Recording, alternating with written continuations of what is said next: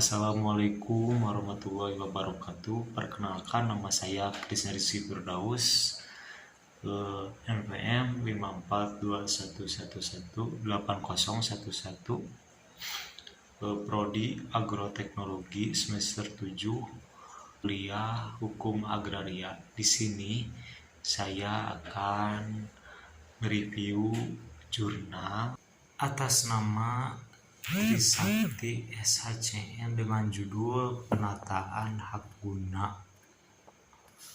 Usaha untuk Kesejahteraan Masyarakat. Kebijakan HGU yang ditetapkan dalam UU PA dan PP nomor 40 tahun 1996 lebih berorientasi pada pengaturan HGU sebagai usaha besar, di mana hak-hak masyarakat sekitar belum memperoleh peluang untuk meningkatkan kesejahteraannya. Hal ini diindikasikan dengan hak luas maksimum HGU yang dapat diberikan kepada perorangan maksimal 25 hektar dan minimal 5 hektar. Sedangkan usaha perkebunan rakyat bisa kurang dari 5 hektar, sehingga menutup kemungkinan perorangan memiliki HGU kurang dari 5 hektar. Nah, B. Dari 6 provinsi sampel batas minimum luasan HGU yang pernah diberikan ada di Kabupaten Kampar, yaitu 17,81 hektar dan merupakan HGU perorangan. C. HGU dapat diberikan dalam waktu 35 tahun, diperpanjang dan diperbarui sampai kurang lebih 80 tahun. Jangka waktu yang secara langsung diberikan dalam waktu yang cukup lama, yaitu 25 tahun atau 30 tahun untuk tanaman keras, mengakibatkan pemanfaatan tanah kurang optimal, bahkan kemungkinan diterlantarkan oleh pemegang HGU. Sebaiknya ada uji coba 5 tahun pertama, baru diberikan selama 20 tahun. Jika dikerjakan dengan baik, demikian halnya dengan luasan HGU, sebaiknya pemberian HGU tidak langsung diberikan dalam skala yang sangat luas, tapi dilakukan secara bertahap. Cukup diberikan pertama 5.000 hektar dulu jika diusahakan dengan baik, baru ditambah luasnya untuk masyarakat. Sebenarnya diberikan luas 2 hektar. 2 hektar saja sudah cukup memadai. Dalam program revitalisasi perkebunan lahan untuk pengembangan perkebunan untuk masing-masing petani peserta, paling luas atau maksimum 4 hektar. Kebijakan HGU, pengembangan HGU juga didukung oleh kebijakan sektor seperti yang pertama itu UU Perkebunan dan Peraturan Pelaksanaan. Kebijakan pengembangan HGU juga didukung oleh kebijakan sektor seperti A. UU Perkebunan dan Peraturan Pelaksanaannya seperti Peraturan Menteri. B. Kebijakan perbankan yang mengatur pemberian kredit untuk pelaksanaan revitalisasi perkebunan yang dilaksanakan pada tanah HGU, serta adanya kebijakan lokal yang dikeluarkan oleh pemerintah daerah. Dalam pelaksanaan pemberian HGU masih terdapat hal-hal yang belum sesuai dengan tujuan reforma agraria, antara lain: yang pertama, masih banyak dijumpai semakin luas HGU yang dikuasai, cenderung semakin banyak tanah yang diterlantarkan. Yang kedua, masih banyak masalah atau sengketa dan konflik pertanahan di atas tanah HGU, terutama pada lokasi yang sudah berakhir jangka waktu HGU-nya. Banyaknya konflik tanah HGU antara lain disebabkan yang pertama, adanya tanah HGU yang telah habis masa berlakunya namun belum diajukan permohonan perpanjangan hak karena terjadi perebutan penguasaan. Dan yang kedua, adanya okupasi masyarakat di sekitar tanah HGU karena tanah HGU diterlantarkan atau tidak dimanfaatkan secara optimal. Ketiga, adanya klaim 7 masyarakat bahwa pemegang HGU belum membayar ganti rugi atas tanah HGU yang diklaim sebagai miliknya. Yang ketiga, masih banyak masyarakat miskin di sekitar perkebunan. Terjadinya konflik antara masyarakat dengan perusahaan perkebunan dapat terjadi karena kurangnya pemahaman masyarakat terhadap hukum pertahanan. Oleh karenanya, untuk memberikan pemahaman kepada masyarakat, maka perlu dilaksanakan program pemberdayaan. Selama ini BPN sudah mengembangkan kegiatan terjadinya konflik antara masyarakat dengan perusahaan perkebunan dapat terjadi karena kurangnya pemahaman masyarakat terhadap hukum pertahanan.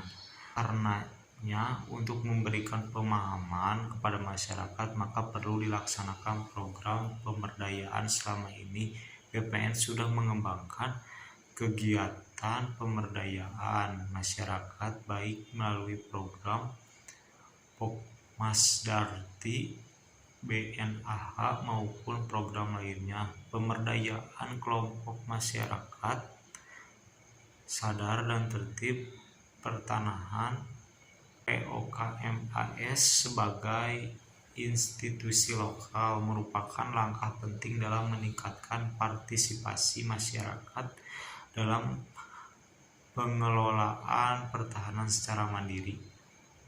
Langkah pemberdayaan dilakukan melalui sosialisasi dan penyuluhan tentang hukum pertahanan. Sosialisasi dan penyuluhan tersebut selanjutnya diharapkan dapat meningkatkan pengetahuan dan kesadaran masyarakat akan pentingnya swakelola pertanahan dalam POKMAS. Inilah partisipasi masyarakat akan ditingkatkan dengan memberikan pemahaman akan hak dan wajib dalam kepemilikan tanah, upaya mandiri dalam menyelesaikan sengketa atau konflik tanah tanpa harus melibatkan lembaga lain seperti peradilan. Pemanfaatan tanah HGU perkebunan memberikan andil yang sangat berarti dalam mendukung program pengentasan kemiskinan karena sektor pertanian memiliki peran penting dalam perekonomian daerah, khususnya perkebunan yang saat ini giat mengembangkan tanaman kelapa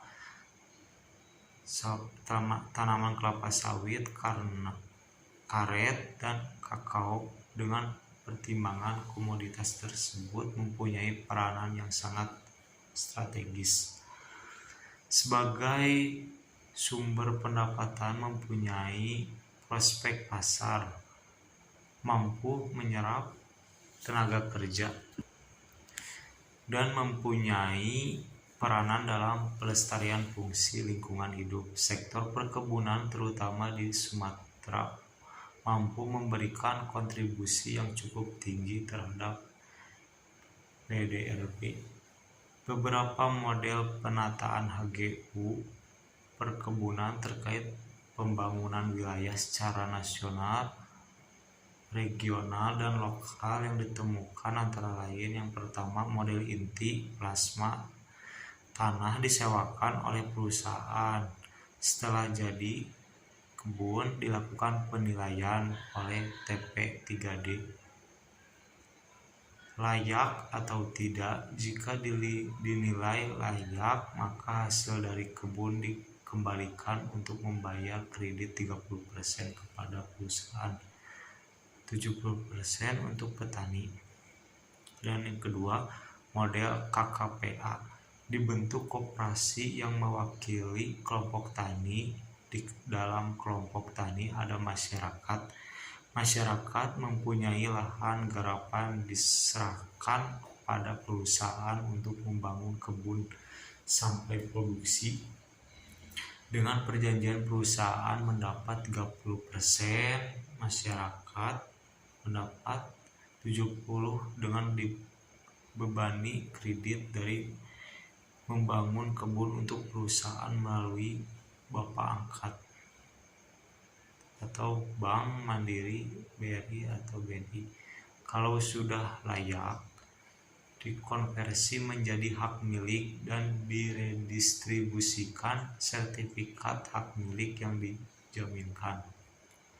Dan yang ketiga, kerja operasional merupakan hubungan kemitraan yang di dalamnya kelompok mitra menyediakan lahan, sarana, dan tenaga kerja, sedangkan perusahaan mitra menyediakan biaya atau modal dan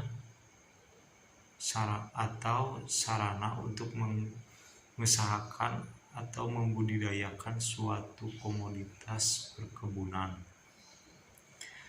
Keempat, kemitraan terpadu hulu hilir kemitraan dengan melalui konsolidasi tanah, di mana tanah masyarakat yang merupakan tanah negara yang telah dikuasai oleh masyarakat dibangun menjadi kebun kelapa sawit. Petani yang memiliki tanah kurang atau lebih dari 3 hektar dikenakan ketentuan penetapan calon lahan. Setelah lahan dibangun menjadi kebun sawit siap panen, maka baru diserahkan kepada petani, di mana setiap rumah tangga petani yang terlibat akan menerima tanah seluas 3 hektar. Mungkin cukup sekian review jurnal dari saya. Wassalamualaikum warahmatullahi wabarakatuh.